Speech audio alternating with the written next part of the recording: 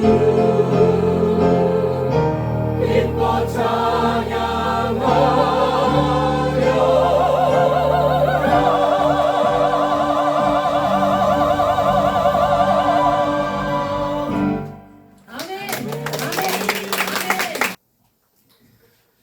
우리 예수님의 부활과 관련된 성경 이야기를 읽으면서 이런 상상을 한번 해보았습니다. 가족이 이제 돌아가신 아버지 유고를 모신 납골 땅에 갔는데 먼저 도착한 누나가 다급하게 주차장으로 뛰어나오더니 늦게 온 동생들에게 말합니다. 큰일 났어, 큰일 났어. 아버지 유골함 뚜껑이 열려 있고 속에 아무것도 없어. 아버지가 없어지셨어. 정말 동생들이 깜짝 놀라서 그것을 확인하기 위해서 납골당 안으로 뛰어갑니다. 그리고 안에서 들어가서 확인해 보니까 정말로 누나가 말한 대로 뚜껑이 열려 있고 그 안에 아무것도 없는 거예요. 그래서 동생들이 말합니다. 누나 말이 사실이네, 진짜네. 그러고 나서 동생들이 그럼 이제 집에 돌아가자 라고 말한다면은 그거 얼마나 이상합니까? 그런데 요한복음이 들려주는 부활의 이야기가 이것과 비슷해요. 막달라 마리아가 새벽에 예수님의 무덤을 찾아갔는데 그 유골함 뚜껑이 열려 있듯이 그 무덤 동굴을 막고 있던 돌이 옮겨져 있었습니다. 그래서 마리아가 놀라서 베드로와 요한에게 달려가서 그 소식을 전합니다. 무덤이 비어 있어요. 누가 주님을 무덤에서 가져갔어요. 누나가 동생들에게 나와서 얘기했듯이 마리아가 그렇게 제자들에게 말합니다. 깜짝 놀란 베드로와 요한이 무덤으로 막 달려가요.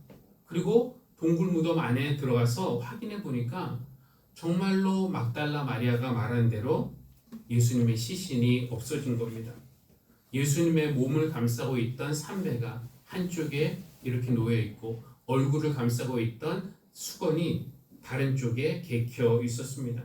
그러니까 시신을 감싸고 있던 천만 남고 예수님은 없어지신 것이에요.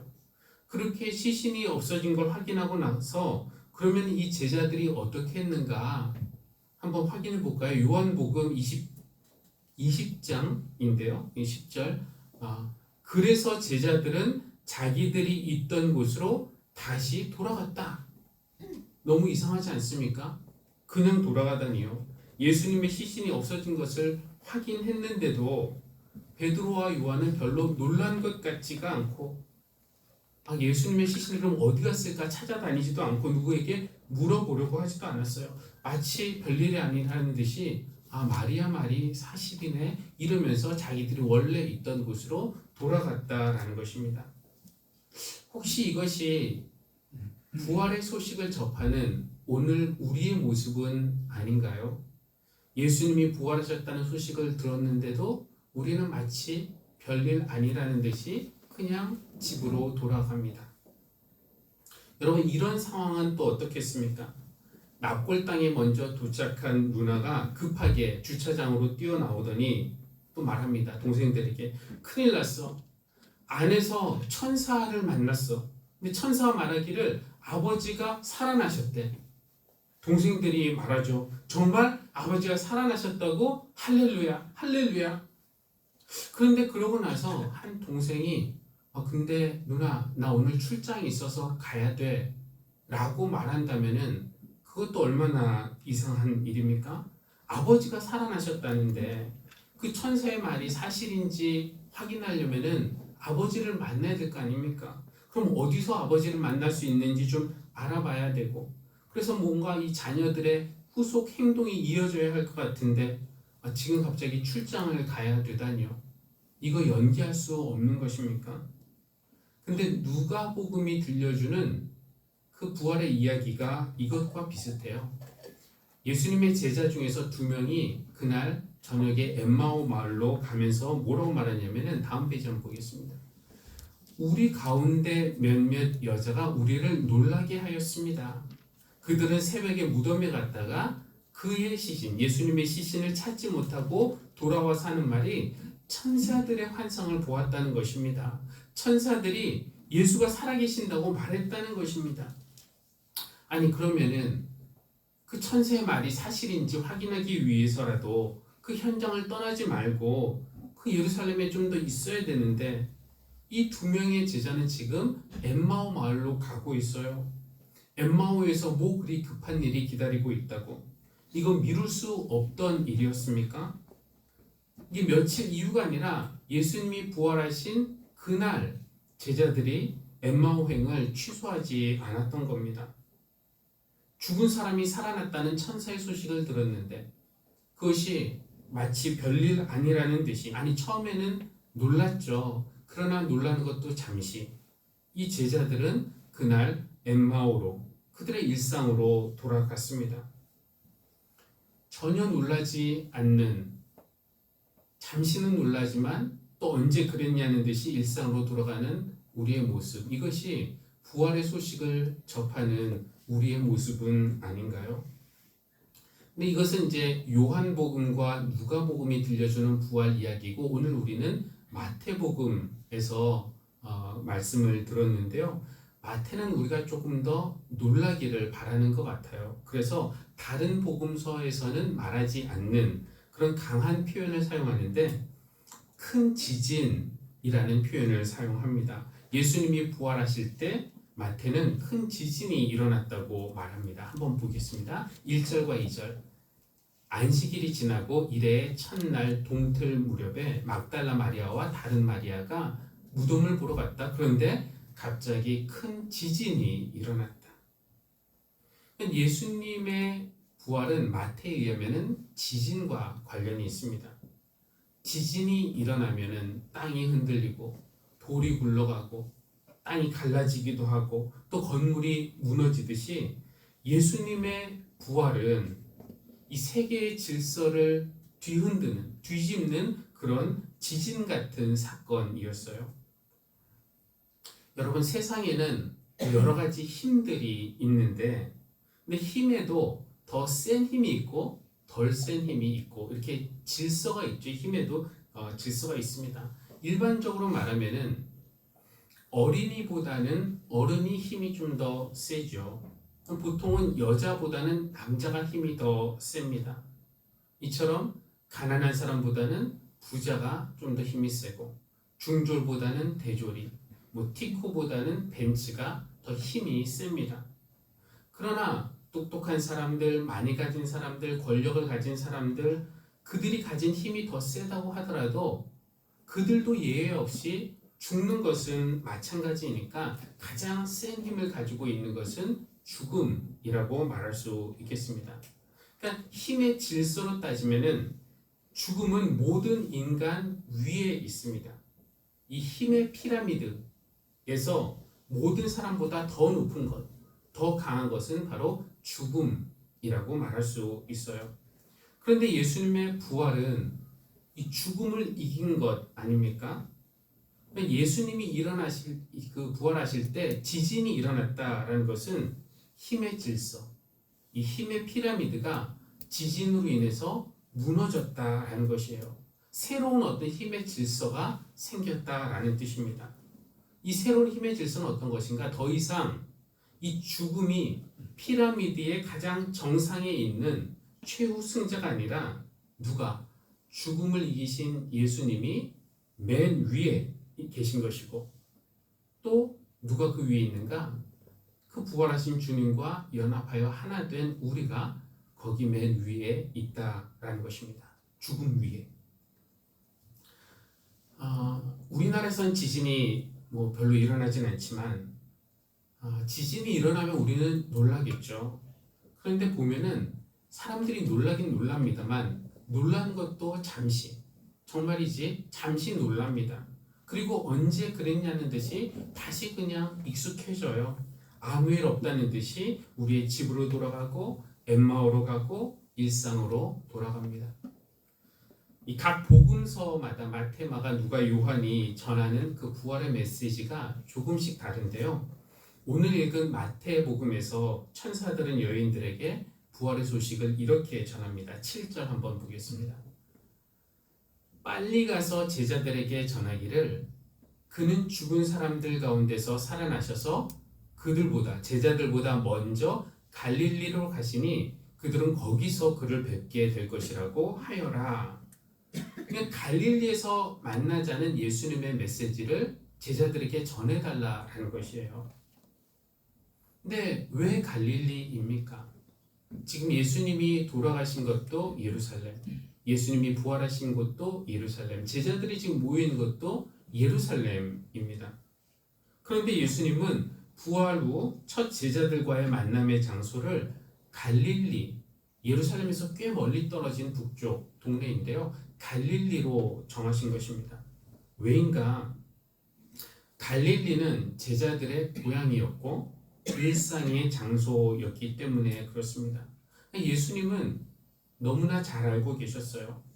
지진과 같은 이 엄청난 부활의 소식을 접해도 제자들은 마치 별일 아니라는 듯이 각자의 집으로, 각자의 엠마오로, 각자의 일상으로, 즉 각자의 갈릴리로 돌아갈 것이라는 것을 예수님은 잘 아셨던 것입니다. 그래서 예수님은 제자들보다 먼저 그들의 갈릴리로 가셔서 거기서 제자들을 기다리고 계시다가 그들을 만나시겠다고 하신 것입니다.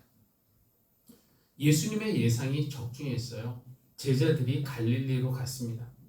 근데 갈릴리로 간 것이 그래 얼른 갈릴리로 가서 부활하신 주님을 만나야지 이런 기대를 가지고 간 것 같진 않아요.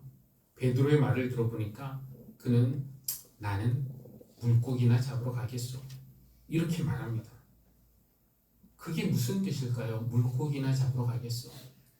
예수님과 함께 했던 지난 3년 물론 소중한 시간이었지만 나는 이제 현실로 돌아가겠다. 사람 낚는 일 한번 해보자고 해서 시도는 해봤지만 역시 나는 물고기 체질인가 봅니다. 그러면서 갈릴리로 돌아간 것이에요. 갈릴리로 가서 베드로와 제자들은 밤새 호수에다가 그물을 던졌습니다만 한 마리도 잡지 못했죠. 근데 날이 새 무렵 오늘은 허탕이다 싶었던 그 무렵에 호숫가에서 어떤 사람이 나타났습니다. 무얼 좀 잡았습니까? 그랬더니 베드로가 잡기는요. 지난 3년 동안 쉬었더니 물고기들도 나를 우습게 보나 봅니다. 그랬더니 그 사람이 그러면은 배 오른쪽에다 그물을 던져보십시오. 그렇게 했더니 이게 웬일입니까? 그물을 끌어올릴 수 없을 정도로 너무 많은 물고기가 잡힌 것입니다. 도대체 호숫가에서 그렇게 하라고 말한 그 사람은 누구였을까요? 잠시 후에 이 어부들은 배에서 내려서 호숫가에 왔고 그 사람 곁에 모였습니다. 그리고 아무 말 없이 그가 차려준 아침밥을 먹었어요. 그러다가 그가 베드로를 지목해서 물어보죠.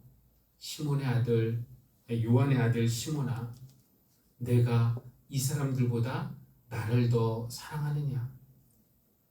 그때까지 신분을 밝히진 않았지만 베드로는 그렇게 물어보시는 분이 누군지 모를 리 없었습니다. 얼마 전에 자기가 부인했던 주님이시라는 것, 그분이 부활하신 예수님이라는 것, 갈릴리에서 너희를 만날 것이라고 말씀하신 그분이라는 것을 베드로가 모를 리 없었어요. 그래서 예수님의 질문에 베드로가 답하죠.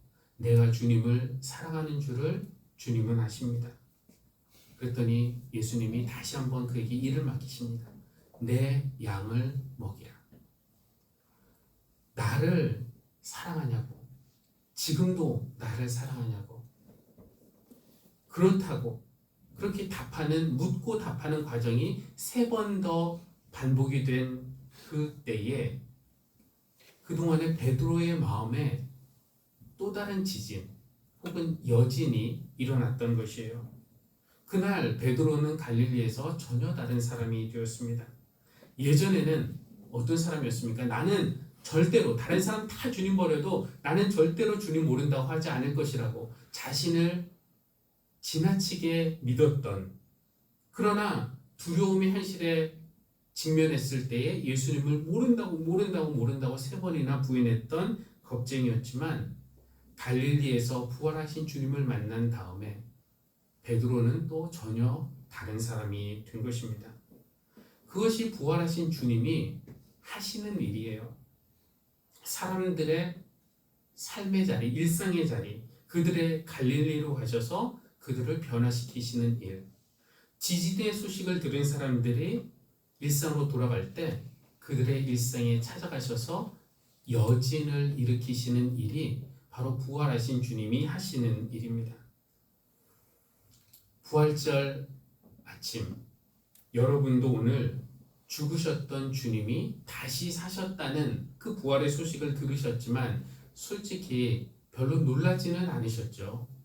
하긴 우리가 매해 부활절마다 읽고 듣고 또 듣고 하는 것이 부활의 소식인데 매해 주님이 부활하셨다고 놀라는 것도 이상한 일입니다. 오늘 우리는 예배를 마치고 또 우리의 집으로, 우리의 직장으로, 학교로, 우리 일상으로 각자의 갈릴리로 돌아갈 것입니다. 여느 주일과 똑같이 마치 별일 아니라는 듯이 또 그렇게 살겠죠. 그러나 올해는 부활하신 주님이 여러분보다 먼저 여러분의 갈릴리로 가셔서 여러분의 집에서, 여러분의 학교와 또 직장에서 여러분을 기다리셨다가 새롭게 만나 주시기를 바랍니다. 아멘. 부활절 새벽에 큰 지진이 일어났고 지난 2000년 동안 수많은 사람들의 갈릴리에서 여진이 일어났던 겁니다. 베드로를 찾아오신 주님은 네가 이 사람들보다 나를 더 사랑하느냐? 라는 질문으로 그의 삶에 여진을 일으키셨고 그 이후에 바울을 찾아오신 주님은 왜 네가 나를 핍박하느냐? 라는 질문으로 그 바울의 삶에 여진을 일으키셨습니다. 마찬가지로 스데반의 삶에도 또 바나바의 삶에도 고넬료의 삶에도 루디아의 삶에도 이렇게 성경에 나오는 인물뿐만이 아니라 그 이후에 어거스틴의 삶에도 마르틴 루터의 삶에도 요한 웨슬리의 삶에도 주님은 찾아가셔서 그들을 만나셨고 그들 삶을 흔드셨어요. 그 외에도 수없이 많은 사람들의 갈릴리에서 여진을 일으키셨는데 그 주님이 우리 삶에도 여진을 일으키실까요? 그러시면 좋겠습니다. 그래서 힘의 질서라는 피라미드의 가장 위에 있던 죽음부터 시작해서 그 아래는 또 어떤 죽음의 힘이 있을까요? 슬픔, 고통, 좌절, 열등감, 미움, 실패, 우울 이런 모든 힘들이 우리를 지배하는 힘들이 무너져 내리면 좋겠습니다.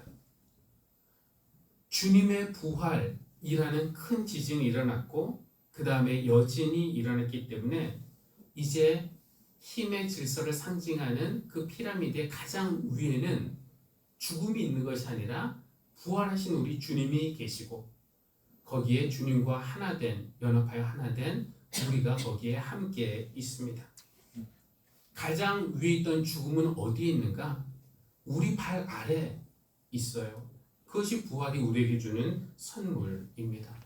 그러므로 여러분 두려워하지 말고 좌절하지 말고 흔들리지 말고 불안하지 말고 부활의 능력으로 여러분의 삶을 살아내는 그런 모두가 되기를 주님의 이름으로 기원합니다. 아멘. 아멘.